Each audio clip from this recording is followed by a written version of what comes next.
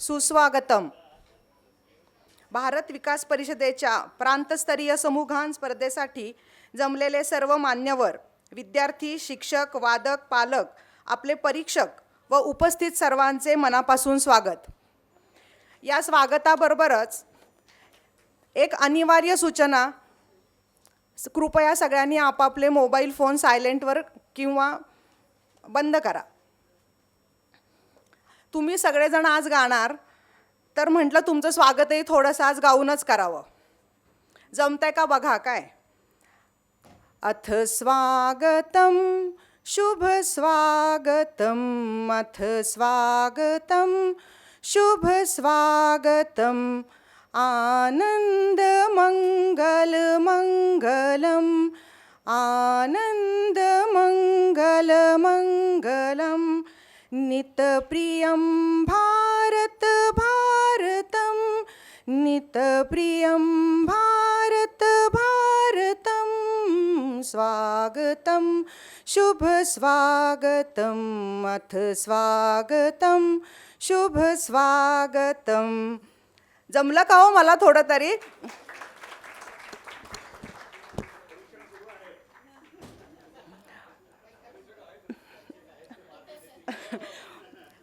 धन्यवाद. मुलांनो, तुम्हाला माहिती आहे का, आज एअरफोर्स डे आहे आणि आज आपल्याला air vice marshal Shri Inamdar sir प्रमुख पाहुणे म्हणून लाभले आहेत.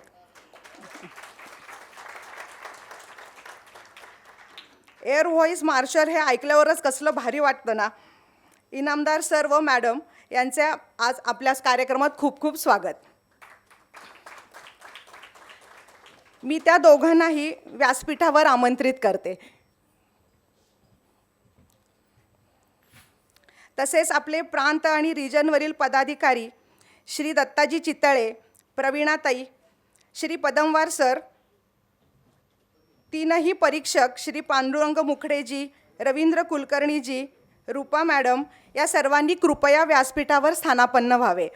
आपले प्रांत संयोजक श्री अतुल सलागर यांना मी विनंती करते, त्यांनी स्टेजवर स्थानापन्न व्हावं. अभ्यंकर सरांनाही विनंती करते, त्यांनी स्टेजवर यावं. संस्कृती आहे आपली प्रकाशाची, शीतलता आहे त्यात चंद्राची, दीप प्रज्वलनाने सुरुवात करूया कार्यक्रमाची, हीच प्रथा आहे भारतीय संस्कृतीची. भारत मातेचे पूजन करून मी श्री इनामदार सर व मॅडम यांना दीप प्रज्वलनासाठी आमंत्रित करते.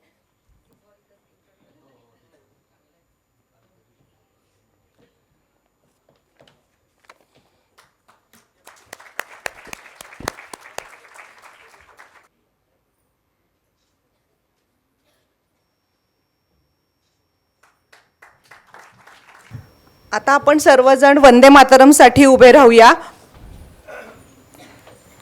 मी श्री टाकळीकरांना विनंती करते, त्यांनी वंदे मातरमसाठी यावे.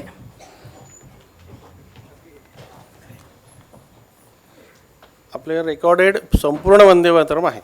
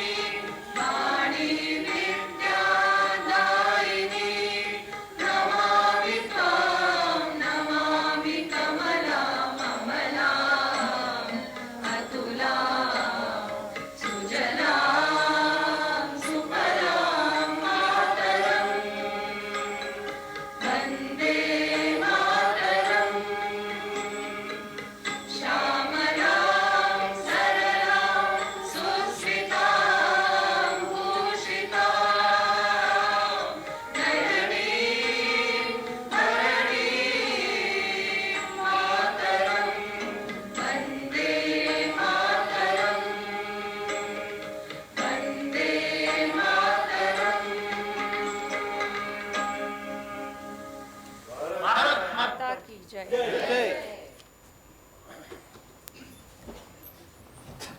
सर्व मान्यवरांनी स्टेजवरच स्थानापन्न व्हावं.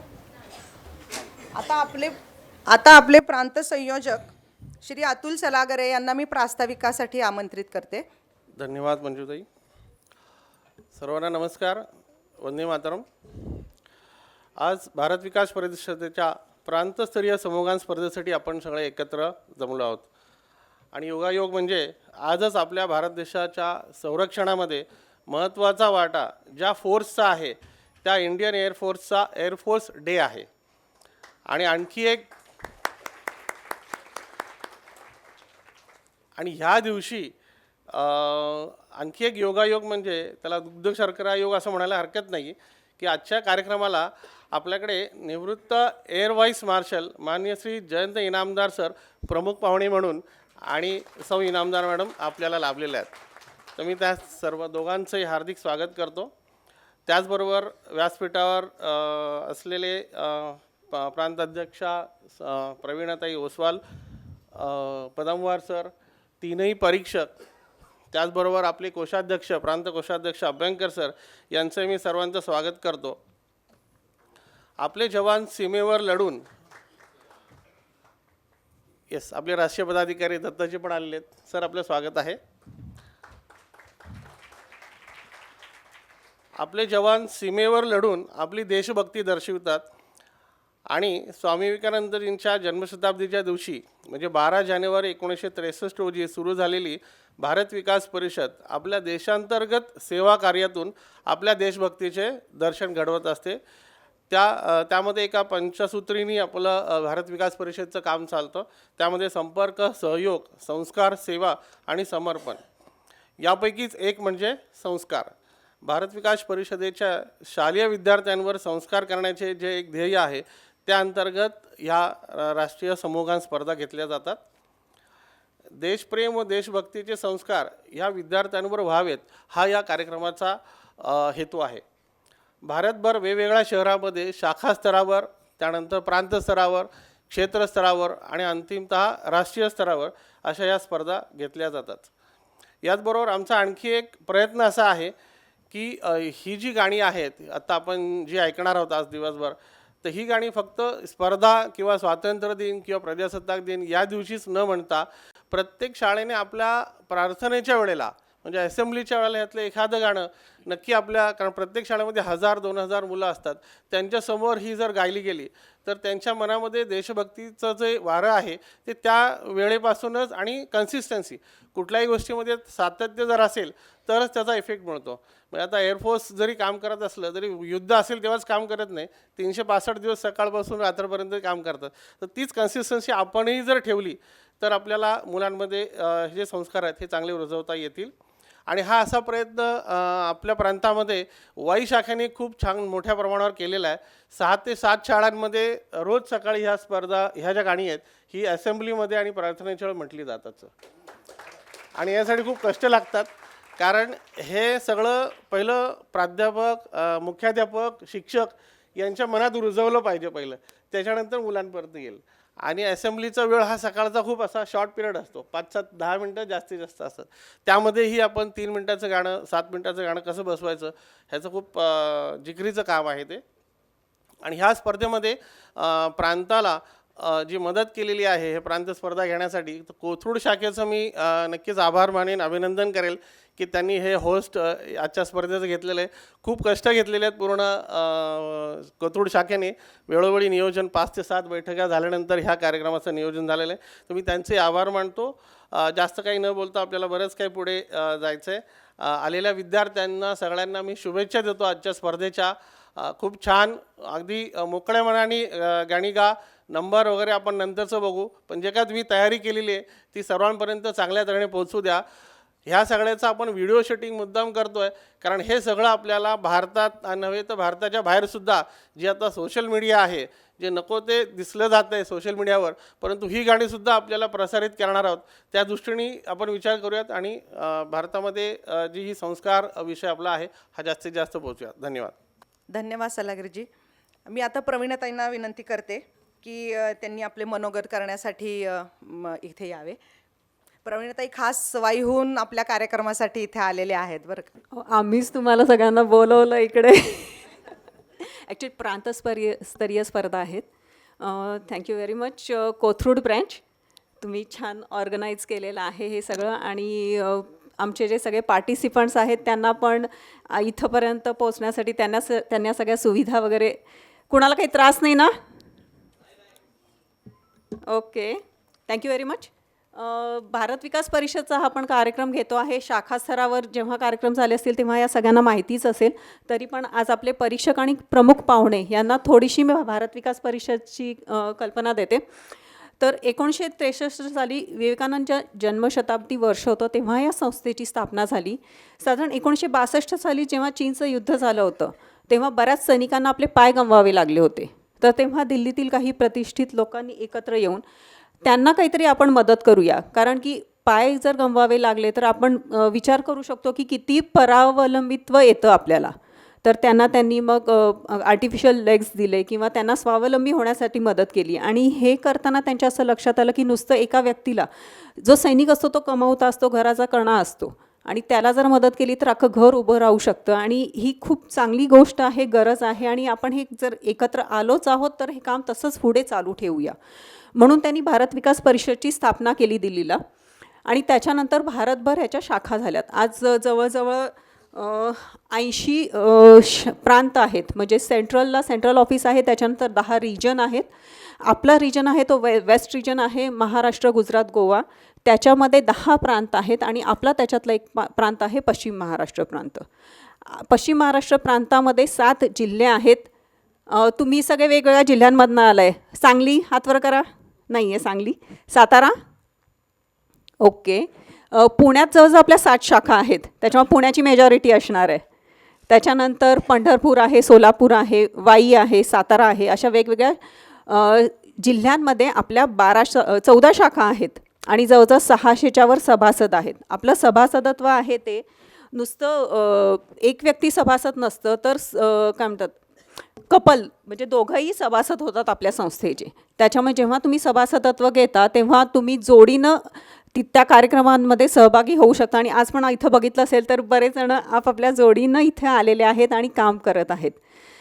तर जवळजवळ भारतभर 1500च्या वर शाखा आहेत आपल्या आणि 70,000च्या वर सभासद आहेत. म्हणजे जवळजवळ 1.5 लाख व्यक्ती भारत विकास परिषदसाठी काम करत असतात.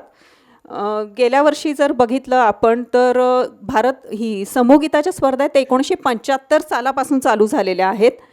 आणि त्याच्यामध्ये जवळजवळ 50,000च्या वर शाळांनी भाग घेतलेला आहे. म्हणजे जवळजवळ 5 लाखाच्या वर विद्यार्थी या स्पर्धेमध्ये प्रत्येक वर्षी सहभागी होतात. म्हणजे 5 लाखाच्या वर विद्यार्थी ही देशभक्तीपर गीतं म्हणतायत. आणि त्यांच्या गीतं आपल्या सगळ्यांना माहितीच आहे की भारत विकास परिषदने चेतना के स्वर हे पुस्तक प्रिंट केलेलं आहे. त्याच्यामध्ये त्यांनी देशभक्तीपर हिंदी आणि संस्कृत गीतं दिलेली आहेत. तीच गीतं आपण सिलेक्ट करतो आणि त्यांना आपला चाल, आपली राग, आपला ताल लावून इथे म्हणत असतो. त्याच्याशिवाय आपलं जे ब्रीद वाक्य आहे हे आपल्याला स्वस्थ, समर्थ, संस्कारित भारत करायचं आहे. म्हणजे नुसतं आपल्याला समर्थ व्हायचं नाही आहे, तर स्वस्थ पाहिजे. आपण आरोग्याच्या दृष्टीनं पण काम करत असते ही संस्था. त्याच्यानंतर समर्थ व्हायचं आहे आणि नुसतं समर्थ व्हायचं नाही आहे तर संस्कारित पण व्हायचं आहे. तर त्याच्या दृष्टीनं आपल्याला पंचसूत्री जी दिलेली आहे त्याच्याद्वारे आपण काम करत असतो. संपर्क, सहयोग, संस्कार, सेवा आणि समर्पण.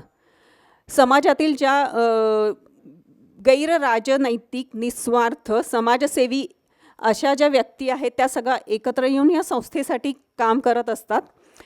तर एकमेकांच्या संपर्कातून, एकमेकांच्या सहयोगातून, मग त्या भारत विकास परिषदचे सभासद असून दे किंवा इतर समाजसेवी संस्था असतील, या सगळ्यांचा सहयोग घेऊन आपण हे विविध कार्यक्रम राबवत असतो. त्याच्यानंतर ह्याच्यामध्ये संस्कार हा आपला मेन कणा आहे. कारण की आधी संस्कार असतील तर मग आपण जे काही करू ते देश प्रेमासाठी, देशाच्या प्रगतीसाठी असणार आहे. त्याच्यामुळे संस्काराच्या अंतर्गत 3 उपक्रम होत असतात आपले. राष्ट्रभक्तीपर गीताच्या स्पर्धा, नंतर भारत को जानोच्या स्पर्धा आणि त्याच्यानंतर गुरुवंदन आणि छात्र अभिनंदन. तर गुरुवंदन, छात्र अभिनंदन ही स्पर्धा नाही आहे, तर प्रत्येक शाळेमध्ये राबवला जाणारा हा उपक्रम आहे. गुरुकुल संस्कृती ही आपली खूप प्राचीन संस्कृती आहे आणि त्याच्यामुळेच आपल्या भारतामध्ये म्हणजे आज ग्लोबलायझेशनमध्ये आपण वेगवेगळे देश बघतोय, त्यांच्या देशांचा ऱ्हास बघतोय आपण, पण भारत अजून प्रत्येक परिस्थितीमध्ये टिकून आहे. ह्याचं मेन कारण आहे आपली जी संस्कृती आहे ती, आणि ही संस्कृती टिकून ठेवण्याचं काम मेनली गुरूंनी केलेलं आहे. आणि त्या गुरूंना वंदन करायची, त्यांची आठवण करायची, ह्याच्यासाठी गुरुवंदन छात्र अभिनंदन हा कार्यक्रम आपण प्रत्येक शाळेमधून करत असतो. त्याच्याशिवाय नंतर मग हे संस्कारचे 3 मेन उपक्रम झाले. त्याच्याशिवाय बरेच आणि उपक्रम होत असतात. त्या शाखेच्या म्हणजे त्या शाखेतल्या भौगोलिक म्हणजे तिथल्या परिस्थितीनुसार, तिथल्या रिक्वायरमेंटनुसार शाखा काम करत असते. त्याच्यानंतर सेवा अंतर्गत आपले बरेच दिव्यांग सहायता हा एक मोठा उपक्रम राबवला जातो. आणि मला सांगायला आनंद वाटतो की पश्चिम महाराष्ट्र प्रांतामध्ये पुणे शाखामध्ये आपलं विकलांग केंद्र आहे, जिथे आर्टिफिशियल लेग्स म्हणजे ते मॅन्युफॅक्चर तयार केले जातात. वेगवेगळी शिबिरं घेतले जातात. तिथं मोजमाप घेऊन त्यांच्या प्रत्येकाच्या रिक्वायरमेंटनुसार तयार केले जातात आर्टिफिशियल लेग्स. आणि ते मॉड्युलर लेग्स आहेत. म्हणजे आर्टिफिशियल लेग नुसतं तुम्हाला चालण्यासाठी मदत करू शकत नाहीत, तर त्याच्या सहाय्याने तुम्ही सायकल चालवू शकता, पायऱ्या चढू शकता, इवन तुमच्या मुलांना खांद्यावर पण घेऊ शकता. तर अशा दृष्टीनं हे विकलांग केंद्र काम करत असतं. आणि आपले दत्ताजी जे आहेत त्या विकलांग केंद्राचे ट्रस्टीज आहेत. आपण सगळ्यांनी त्यांच्यासाठी, त्यांच्या कार्यासाठी एकदा जोरदार टाळ्या वाजवूया. दिव्यांग केंद्राने यावर्षी भारत विकास परिषदच्या वेगवेगळ्या शाखांच्या माध्यमातून कॅम्प घेतले जातात वेगवेगळे. आणि जवळजवळ आत्तापर्यंत 632, म्हणजे जर आपण 22-23चा आकडा बघितला तर 632 जणांना आपण मदत केली होती. आणि एका गेल्या वर्षात म्हणजे 22-23मध्ये 751 जणांना आपण मदत केली आहे. आणि त्याच्यासाठी मी सगळ्या शाखांचं अभिनंदन करते की त्यांच्या कॉन्ट्रीब्युशनमुळे, त्यांच्या मेहनतीमुळे हे होऊ शकलेलं आहे.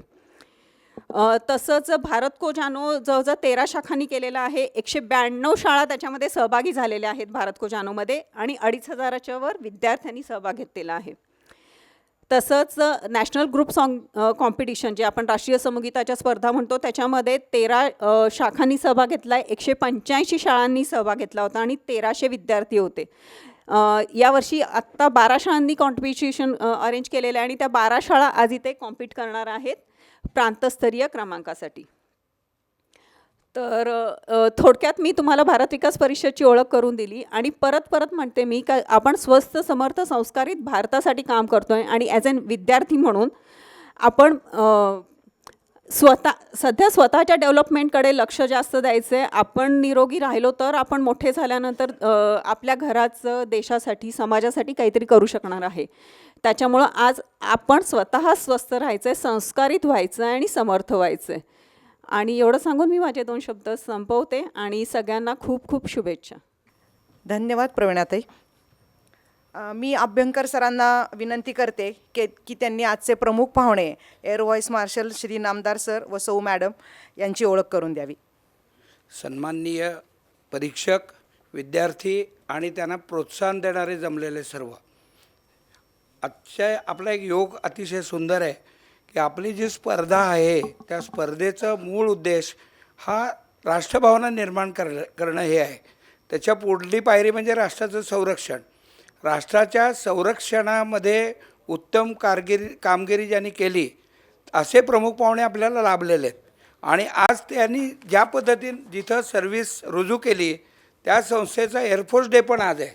म्हणजे आत्ताच अतुल सर म्हणले दुग्धशर्करा योग, तर त्याच्याही पलीकडचा आजचा योग आहे असं मला वाटतं की तिन्ही एकत्र, ऑब्जेक्ट एकत्र आणि ॲप पाहुणे म्हणतात तसे पाहुणे आपल्याला लाभलेले आहेत. आता मी सरांची थोडक्यात ओळख करून देतो. आजचे पाहुणे निवृत्त एअर व्हाईस मार्शल इनामदार यांची उपस्थिती आपल्या या प्रांतीय राष्ट्रीय समूहगान स्पर्धेला लाभली ही मोठी भाग्याची आणि अभिमानाची गोष्ट आहे. 30 ऑक्टोबर 1957 हा त्यांचा जन्मदिवस. पुण्यात मॉडर्न हायस्कूल आणि त्यानंतर BMCCमधून शिक्षा प्राप्त केल्यानंतर ते 1981मध्ये भारतीय हवाली दलात एअरफोर्स ऑफिसर म्हणून रुजू झाले. त्यांची 34 वर्षाची हवाई दलातील प्रदीर्घ सेवा आणि त्या काळात त्यांनी दिल्ली, अंदमान, निकोबार, बंगलोर, तेजपूर, शिलाँग अशा अनेक ठिकाणी त्यांनी त्यांची धुरा वाहिली आहे. आणि माझ्या मते एअरफोर्स स्टेशन हा बराचसा सेन्सिटिव्ह भाग असावा आपल्या राष्ट्राच्या सुरक्षिततेच्या दृष्टीनं किंवा अटॅक करण्याच्या दृष्टीनं जे काही सुरुवात होती ती अलीकडच्या काळामध्ये एअरफोर्स स्टेशनमधूनच होत असावी असं वाटतं. त्यानंतर 3 ठिकाणी कमांडर ऑफिसर म्हणून महत्त्वाच्या जबाबदाऱ्या त्यांनी कार्यकुशलतेने पार पाडल्या. कलकत्ता येथे आपल्या ज्या 3 विविध सेवा आहेत किंवा 3 विविध एकत्रित आपल्या संरक्षण दलामध्ये काम करणाऱ्या लष्कर, नौदल आणि हवाई दल यांचं एकत्रित इन्कार्बोनेशन कार्यालयात कमांडंट म्हणून त्यांचं दायित्व पार पडलं. चीफ ऑफ एअर स्टाफच्या कमेंडमेंटने सन्मानित इनामदार सर ऑक्टोबर 1915 सेवानिवृत्त झाले आणि ते पुण्यामध्ये स्थायिक झाले. त्याशिवाय पुणे सैनिक सेवा परिषद, महाराष्ट्र आणि गोवा ही सैनिकांच्या हितरक्षणाचे सामाजिक काम करते. त्या संस्थेचे अध्यक्ष त्यांनी आपलं अध्यक्षपद स्वीकारलं आणि त्याच्यामध्ये आपलं त्यानं सामुदायिक दायित्व जे काही केलं ते पण इथं अधोरेखित करावंसं वाटतं. त्यांच्या इतर व्यासंगामध्ये गोल्फ, ब्रिज हे त्यांची वृत्ती आहे. मराठी वाङ्मयाची त्यांना वाचन करून अभिरुची जपण्याचाही त्यांचा छंद आहे. त्यांच्याबरोबर मिसेस माधुरी इनामदार या पण टीचिंग फील्डमध्ये होत्या. त्यांनी मेडिकेशन आणि योगा याच्यामध्ये कार्य केलेलं आहे. आणि विशेष महत्त्वाचं कार्य म्हणजे जे काही आपले सैनिक राष्ट्रसेवेच्या मध्ये दिवंगत होतात त्यांच्या फॅमिलीचं रिहॅबिलिटेशन करणं याच्यामध्ये त्यांचा महत्त्वाचा वाटा आहे. आणि इनामदार सरांच्या मागं उभं असणं हा त्यांचा फार मोठा वाटा आपल्याला म्हणावा लागेल. आपण जी एक म्हण आहे त्याप्रमाणे आपण सर्वांनी त्यांचे जोरदार टाळ्या वाजवून स्वागत करावे. आणि पुढच्या कार्यक्रमाला मी वेळ देण्याकरता थांबवतो. मी दत्ताजींना विनंती करते की त्यांनी इनामदार सरांचा सत्कार करावा.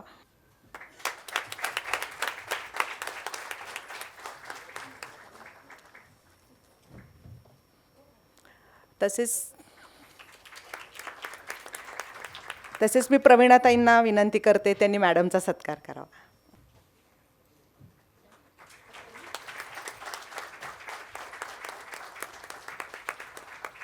आता आपल्या 3ही परीक्षकांची आपण ओळख करून घेऊया. मी सुधीराताई अभ्यंकरांना विनंती करते की त्यांनी पांडुरंग मुखडेजींचा परिचय करून द्यावा. सर्वांना नमस्कार. ज्येष्ठ तबलावादक पंडित पांडुरंग मुखडे यांना तशी ओळखीची काही गरज नाही आहे, कारण त्यांचं कार्य सगळ्यांनाच माहिती आहे. तरी पण थोडक्यात परिचय करून देते.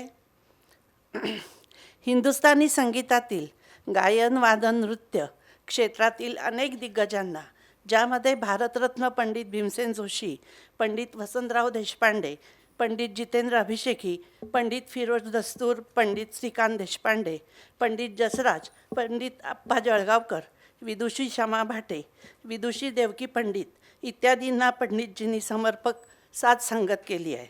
देशविदेशातील अनेक संगीत सभा त्यांनी आपल्या साथ संगतीने आपली ओळख निर्माण केली आहे.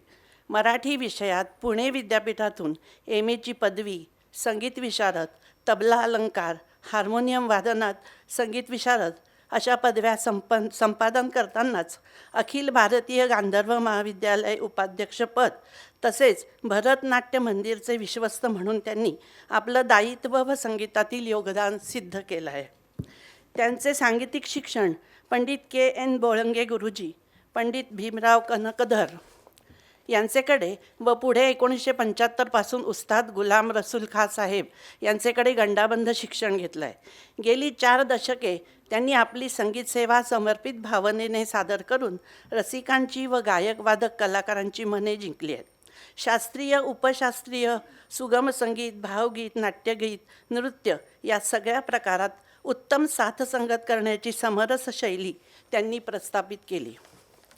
मंतरलेल्या चैत्रबनात नावाच्या एका सुपरिचित मराठी भावसंगीत कार्यक्रमात इतर अनेक गायन प्रकारांसोबत त्यांनी ढोलकीवर अतिशय लक्षवेधी साथ केल्याने त्यातील लावण्या श्रोत्यांच्या कायम स्मरणात राहतील. असे हे श्रेष्ठ व्यक्तिमत्व आपल्याला आज परीक्षक म्हणून लाभले आहेत, हा भाग्याचा क्षण आहे. सर, आपलं खूप खूप स्वागत. आम्ही आता अतुलजी सलागरे यांना पांडुरंग मुखडेजींचा सत्कार करण्यासाठी पाचारण करते.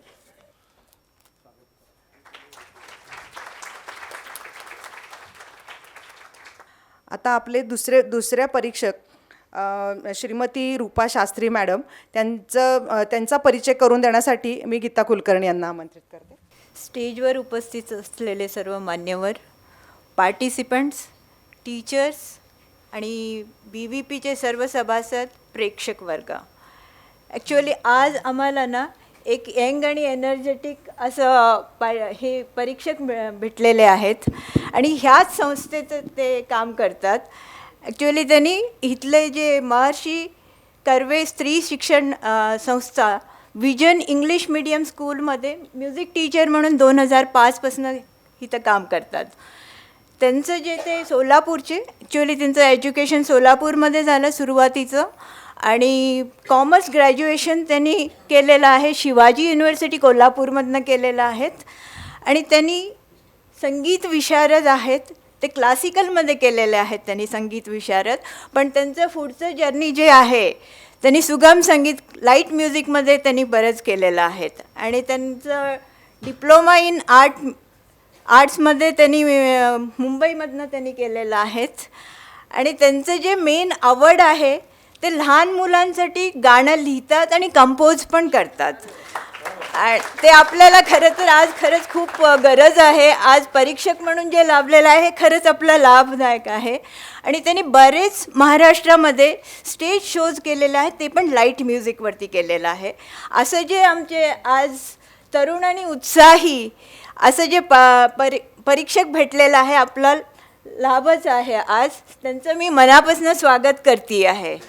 धन्यवाद. मी श्री बोरवणकर सरांना विनंती करते, त्यांनी रूपाजींचं स्वागत करावं.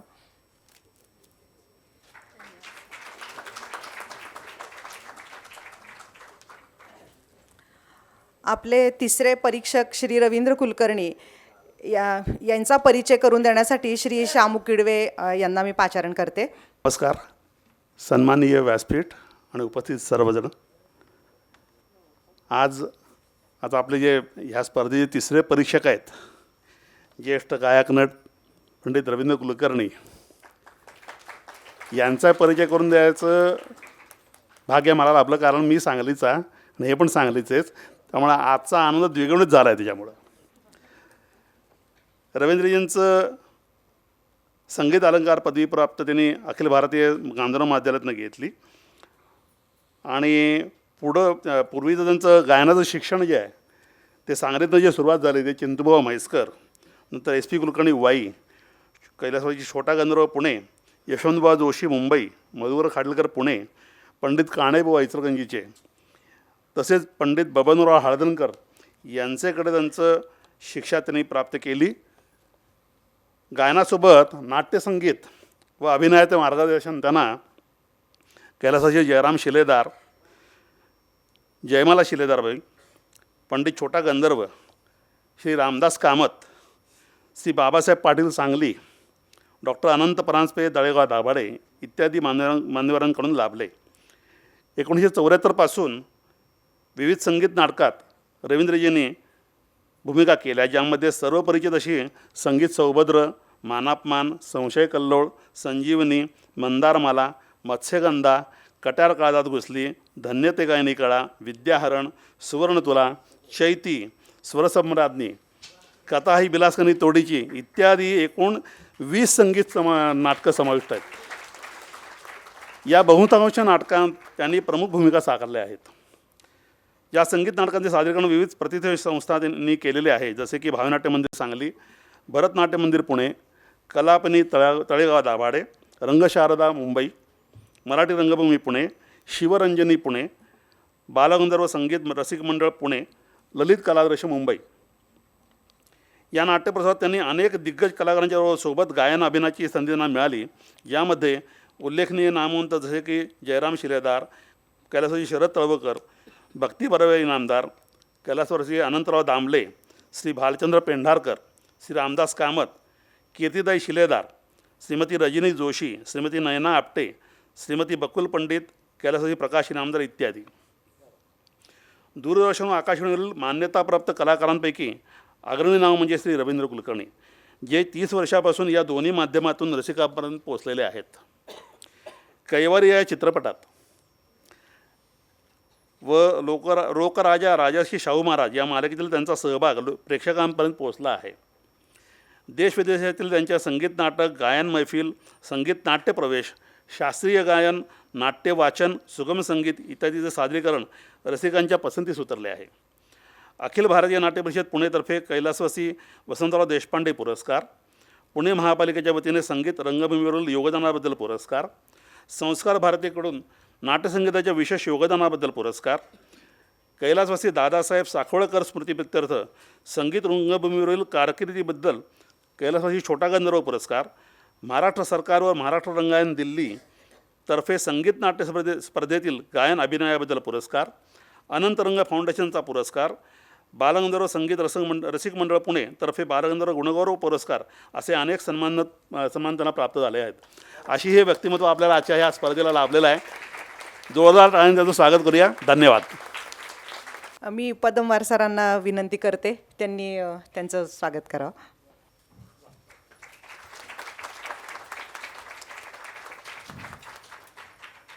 श्री इनामदार सर आणि मॅडम सोडून बाकी सर्व मान्यवरांना मी विनंती करते की त्यांनी कार्यक्रमासाठी खाली प्रथम रांगेतील आसनांवर स्थानापन्न व्हावं. चला उठा राष्ट्रवीर हो, सुसज्ज व्हा उठा चला, सशस्त्र व्हा उठा चला, बलसागर भारत हो, विश्वात शोभुनी राहो. अशी जोशपूर्ण भक्तिपर गीतं जेव्हा आपण ऐकतो तेव्हा आपला देश स्वतःचे प्राण तळहातावर घेऊन सांभाळणाऱ्या तीनही दलातील सैनिकांसाठी आपण नतमस्तक होतो. आपल्याला नेहमीच त्यांचा अतिशय अभिमान व कौतुक वाटत असतं. असाच एक सुपुत्र आज आपल्याला प्रमुख पाहुणा म्हणून लाभला आहे. मी मगाशी सांगितलं आज एअरफोर्स डे आहे आणि आज आपले प्रमुख पाहुणे air vice marshal Inamdar sir या दिवसाचे औचित्य साधत एक चित्रफित दाखवणार आहेत आणि नंतर ते आपल्याला उद्बोधित करतील. तर एअरफोर्सचं गीत ते आपल्याला ऐकवणार आहेत. त्यासाठी आपल्याला सगळ्यांना उभं राहायचं आहे.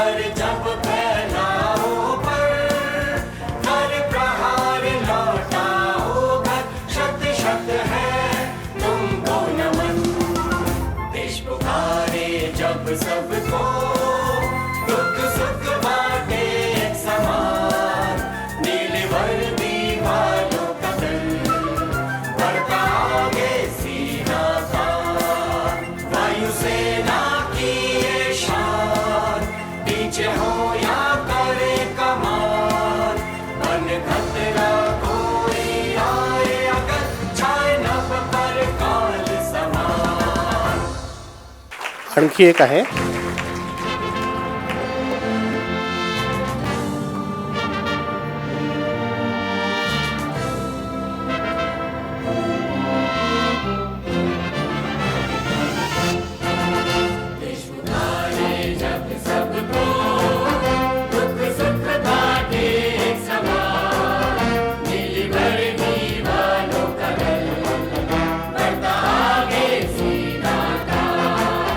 वायुसेना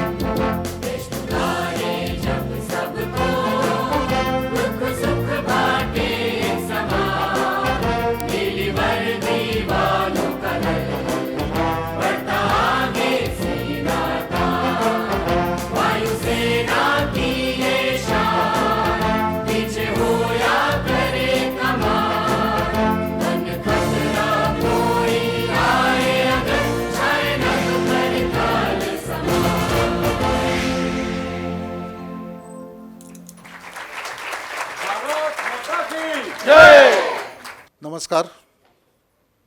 मी air vice marshal Jayant Inamdar, retired निवृत्त. आज भारतीय वायुसेनेला 91 वर्ष झालीत. 1 एप्रिल 1932 साली जेव्हा आपल्याला स्वातंत्र्य मिळालं नव्हतं तेव्हा ही वायुसेना प्रथम प्रस्थापित झाली. तेव्हा त्याचा 1 एप्रिल हा वायुसेना दिन म्हणून आपण हे करत होतो. परंतु नंतर आता आपल्याला जेव्हा स्वराज्य मिळालं आणि नंतर वायुसेना जशी जशी वाढत गेली त्यानंतर 8 ऑक्टोबर हा आपला वायुसेना दिन म्हणून केलेला. आणि मी खरं म्हटलं तर सगळ्यांना धन्यवाद देतो की मला इथे बोलवलं. मी त्यांना सांगितलं होतं की आज आम्हाला एअरफोर्स स्टेशन लोहगाव इथे मोठं गेट टुगेदर असतं आमचं. सगळे रिटायर्ड ऑफिसरला सर्व्हिंग ऑफिसर बोलवतात आणि त्यांना संपूर्ण मान देऊन त्यांना काही म्हणजे असतील त्या सगळी एकत्र भेटणं होतं सगळ्यांचं, काही गायडन्स मिळतो. तेव्हा मी तिकडे जाणार होतो. त्याने म्हणाले नाही तुम्ही इकडेच या आणि हे सुरुवात करून द्या आणि त्या आम्हाला होते. तर त्यामुळे आम्ही काय फार मोठे वक्ते नसतो. ॲक्शन हा आमचा जरा गुणधर्म असतो. त्यामुळे वक्तेगिरी करायला आम्हाला किंवा भाषणं देणं जरा अवघड जातं. काय हरकत नाही, मी प्रयत्न करतो. तर 51 वर्षातल्या आता मी तुमची जशी ही संस्था आहे तशीच एक दुसरी संस्था आहे. त्याच्यासाठी मी काम करत होतो 3.5 वर्ष. अखिल भारतीय पूर्व सैनिक सेवा परिषद, त्याचा मी महाराष्ट्र आणि गोवा शाखेचा अध्यक्ष होतो. हे सगळे रिटायर्ड जे सैनिक असतात या बऱ्याच लोकांना माहिती नसतं की त्यांच्या काय काय प्रिव्हिलेजेस आहेत, त्यांना काय काय शिष्यवृत्ती मिळतात, त्यांच्या बायकांना माहिती नसतं की काय काय त्यांना मिळू शकतं. या लोकांना संबोधित करून त्यांना त्यांचे हक्क मिळवून देण्यासाठी ही संस्था काम करते.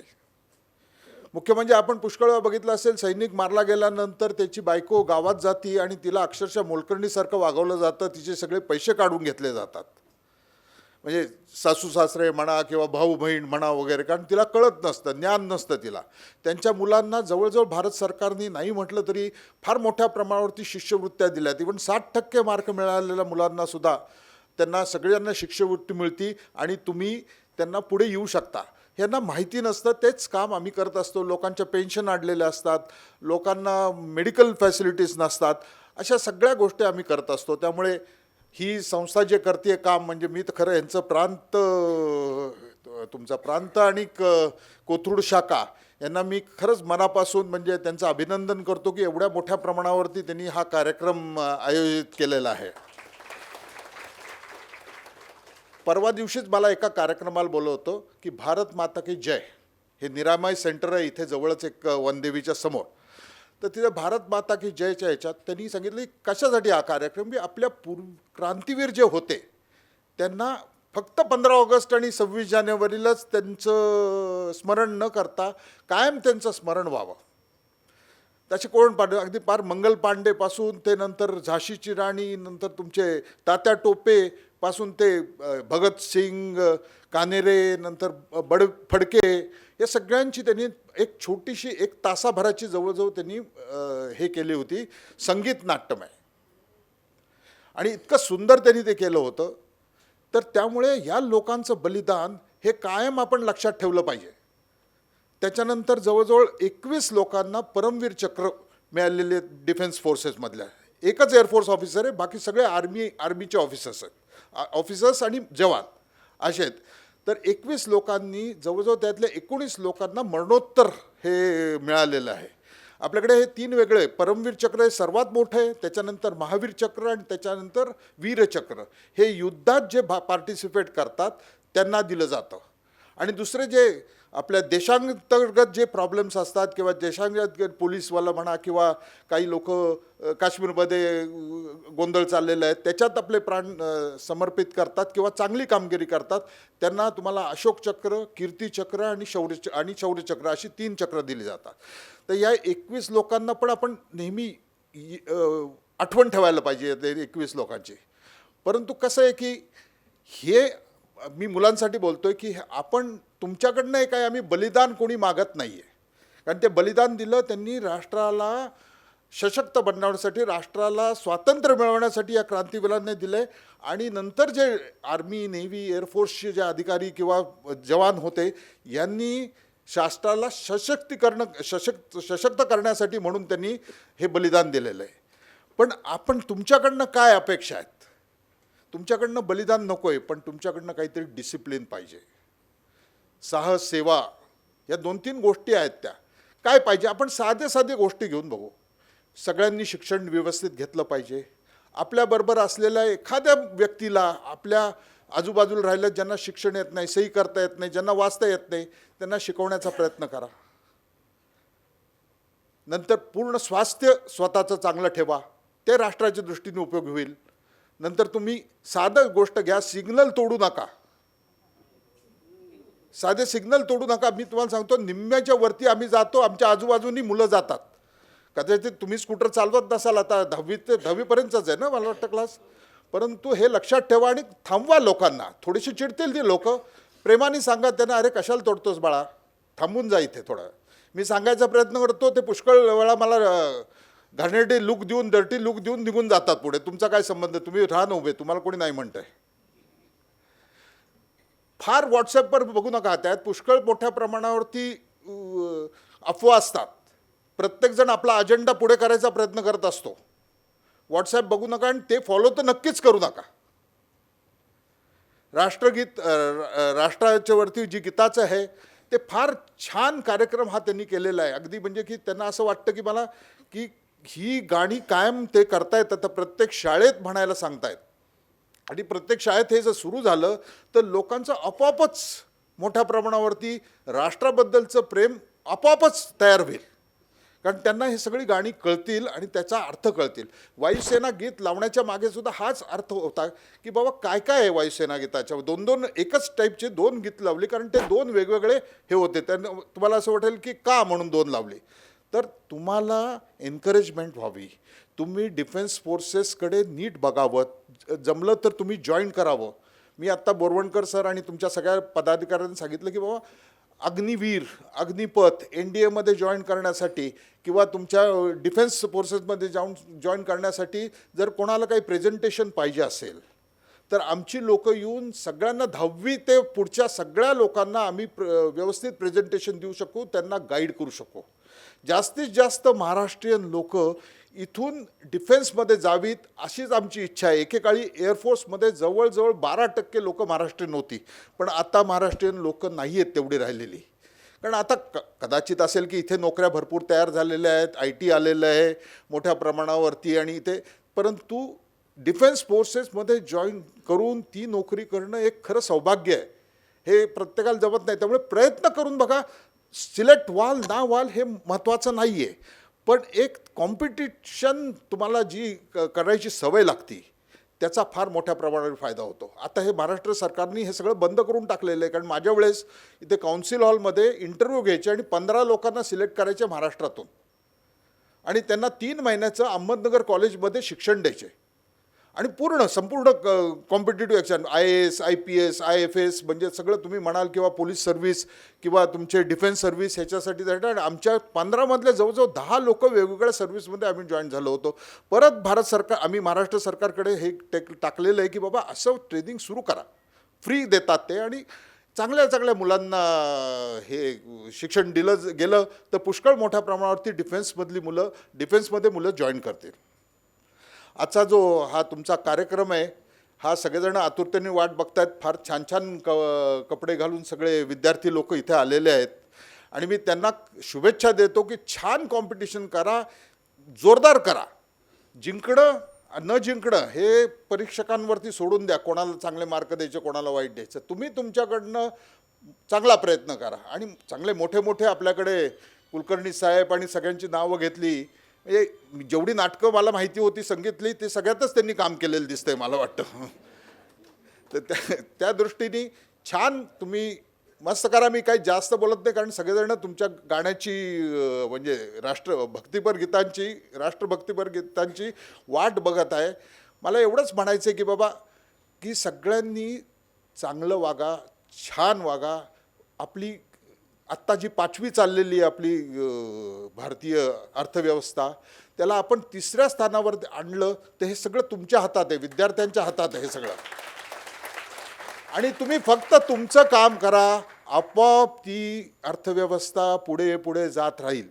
आणि आपण नक्कीच, तुम्ही जेव्हा तरुण व्हाल किंवा तुम्ही जेव्हा 40 वर्षाचे व्हाल तेव्हा आपण ह्या आपली अर्थव्यवस्था नंबर 3ची होईल अशी मी 100% तुम्हाला गॅरंटी देतो. ह्याच्याबद्दल काहीच प्रश्न नाही आहे.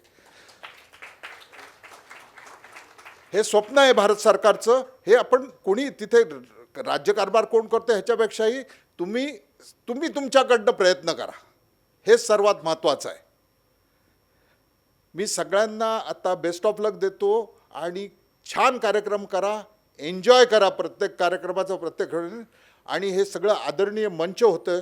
हे सगळे मोठी माणसं आहेत, त्यांना बोलण्याची, नाटक करण्याची किंवा असं करण्याची सवय आहे. त्यामुळे जर का माझ्याकडनं काही बोलताना इकडे तिकडे झालं असेल, कारण की मला सवय नाही तेवढे मोठे भाषणं वगैरे द्यायची, तर मला माफ करा. आणि माझ्याबरोबर सगळ्यांनी एकदा म्हणा, जय हिंद, जय हिंद, जय हिंद. धन्यवाद. धन्यवाद इनामदार सर. सगळं वातावरण असं राष्ट्रभक्तीपर होऊन गेलं नाही का.